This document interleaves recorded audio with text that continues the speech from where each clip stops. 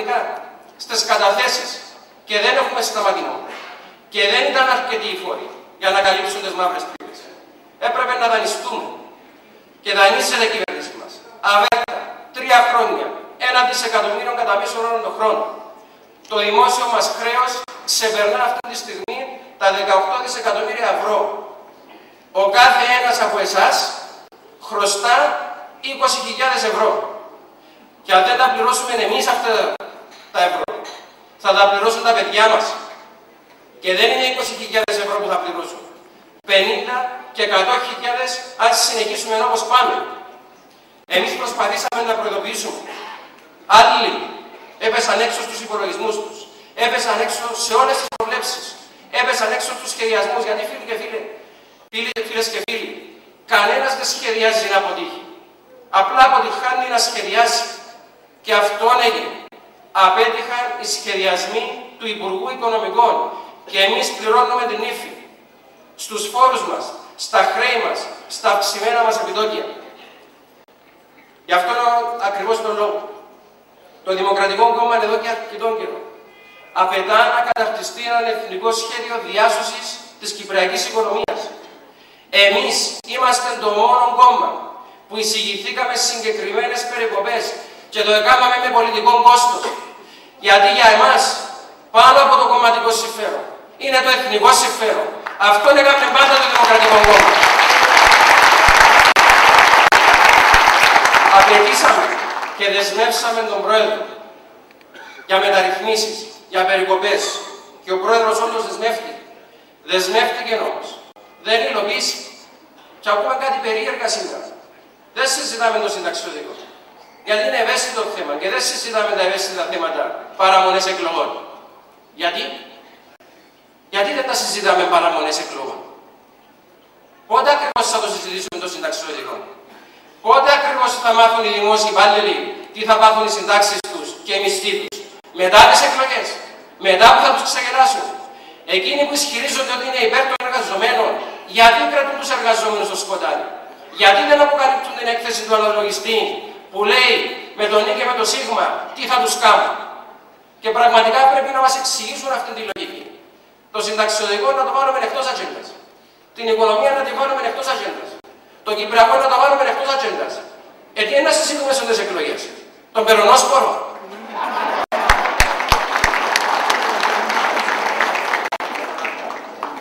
Ή μήπως μόνο τους εκ μητρογονίας. Επειδή εκεί αγοράζουμε τους ψήφους. Ας αφήσουμε όμως τον λαϊκισμό και να δούμε την ρητορική των 2 μεγαλύτερων κομμάτων. Από τη μία έχουμε το ΑΚΕΛ, που θέλει να δαπανά, να σπαταλά και να κάνει το κουβαρτά με τα λεφτά σας. Και να φορολογά και να δανείζεται για να καλύψει τις μαύρες τρύπες. Έναν κλασικό, κομμουνιστικό κόμμα. Από την άλλη έχουμε τον Δημοκρατικό Συναγερμό, που σήμερα σκίζει τα ημάτια για ορθολογισμό, για οικονομική εξυγίανση και ξεχνούν ότι όταν κυβερνούσαν άλλα έπρατα. Ο Δημοκρατικός Συναγερμός είναι που επαρέδωσε το υψηλότερο δημόσιο χρέος στην ιστορία της Κυπριακής Δημοκρατίας. Ή τα ξεχνάμε αυτά. Αυτό το χρέος παρέλαβε ο Τάσος Παπαδόπουλος και το μετέτρεψε στο χαμηλότερο δημόσιο χρέος στην ιστορία της Δημοκρατίας. Για πρώτη φορά από το 1974 ο Τάσος παρέδωσε πλεονασματικό προϋπολογισμό και πέτυχε τον εθνικό στόχο. Ένταξη στην Ευρώπη, ένταξη στην Ευρωζώνη. Αυτό πέτυχε το σύστημα μεικτής οικονομίας. Αυτό πέτυχε το Δημοκρατικό Κόμμα. Και πρέπει να είμαστε περήφανοι για αυτά τα αποτελέσματα. Γιατί το ΔΥΚΟ είναι το μόνο κόμμα που εφαρμόζει στην πράξη εκείνα που διακηρύττει. Δεν είναι όλα μαύρα στην οικονομία. Δεν είναι άργα.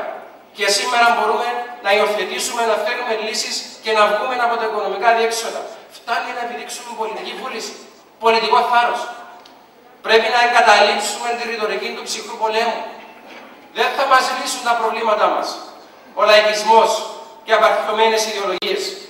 Εμείς πιστεύουμε σε ένα νέο μοντέλο ανάπτυξης. να δώσουμε έναυσμα αυτή τη στιγμή σε τομείς της οικονομίας που νοσούν. Και εμείς θέλουμε να δίνουμε κοινωνικές παροχές. Και εμείς πιστεύουμε σε έναν ισχυρό κοινωνικό κράτος. Αλλά πρέπει να έχουμε τα χρήματα για να δίνουμε επιδόματα. Δεν μπορούμε να ξοδεύουμε περισσότερα από όσα έχουμε. Δεν μπορούμε να συνεχίσουμε να ζούμε με δανεικά. Επομένως, εμείς έχουμε εισηγηθεί την εξοικονόμηση δαπανών από το δημόσιο και να διοχετευτούν αυτά τα χρήματα στη στήριξη της ανάπτυξης, στη στήριξη των μικρομεσαίων επιχειρήσεων, να στηρίξουμε τα κυπριακά νοικοκυριά που είναι τα πιο καταχρεωμένα της Ευρώπης. Αυτά, αν γίνουν, θα είναι πολύ καλύτερα τα πράγματα. Υπάρχουν λύσεις. Φτάνει να θέλουμε να τις εφαρμόσουμε. Και το έχει ξαναπετύχει το Δημοκρατικό Κόμμα. Γιατί έτσι ακριβώς ο Σπύρος Κυπριανού πέτυχε το οικονομικό θαύμα μετά από την εισβολή και ανασκήνωσε την Κυπριακή Δημοκρατία. Έτσι ακριβώς ο Τάσος Παπαδόπουλος πέτυχε το οικονομικό θαύμα ένταξη στην Ευρωζώνη. Και έτσι και σήμερα μπορούμε εμείς ως Δημοκρατικό Κόμμα να συμβάλλουμε για να αντιμετωπίσουμε τα προβλήματα της κυπριακής οικονομίας. Γιατί αυτός είναι ο ρόλος μας. Έχουμε ξαναφέρει τη χώρα μας πίσω από το χείλος της οικονομικής καταστροφής. Αυτός είναι ο ρόλος του ΔΥΚΟ και είναι ένας δύσκολος αλλά περήφανος ρόλος και πρέπει να το συνεχίσουμε. Επομένως, όλοι μας πρέπει σε αυτά τα ζητήματα να είμαστε ομόθυμοι και ακριβώς ομόγνωμοι. Είναι μπροστά μας δύσκολα διβλήματα και έχουμε να πάρουμε δύσκολες αποφάσεις. Όμως, μπορούμε να αντιμετωπίσουμε τα προβλήματα, φτάνει να το αποφασίσουμε.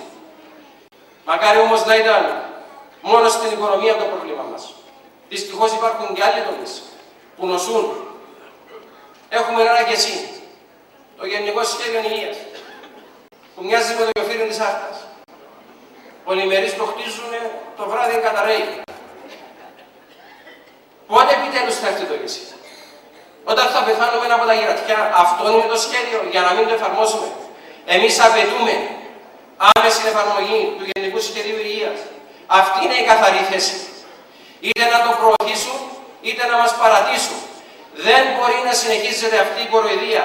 Δεν μπορεί να συνεχίζουμε να συντοκόμαστε αναπαθείς και να βλέπουμε τις οικογένειές μας να χρεοκοπούν, να καταρρεύουν οικονομικά, επειδή είχαν την ατυχία έναν αγαπημένο τους πρόσωπο να αρρωστήσει. Δεν είναι αυτή η κυπριακή κοινωνία που θέλουμε. Δεν είναι αυτή η κυπριακή κοινωνία που μας αξίζει. Αξίζουμε κάτι το καλύτερο. Σε ό,τι αφορά την άμυνα, βλέπουμε μια οργανωμένη εκστρατεία διάλυσης της εθνικής φρουράς. Βλέπουμε μονάδες να καταργούνται. Βλέπουμε την πράσινη γραμμή, αφρούρητη. Και κάποιοι, επειδή κυνηγούν τους ψήφους των 18χρονων, αποφάσισαν ότι επειδή δεν μπορούν να τους μαζέψουν, δεν μπορούν να βρουν τους δίθεν τρελούς και να τους εξαναγκάσουν να υπηρετήσουν, να κάνουν τη θητεία τους, αποφάσισαν απλά να διαλύσουν το στρατό μας. Ήταν η πιο εύκολη λύση. Εγώ θα το πω. Και ας χάσω ψήφους. Καθαρή θέση. Είναι ανεύθυνοι εκείνοι που εισηγούνται μείωση της εθνικής φρουράς.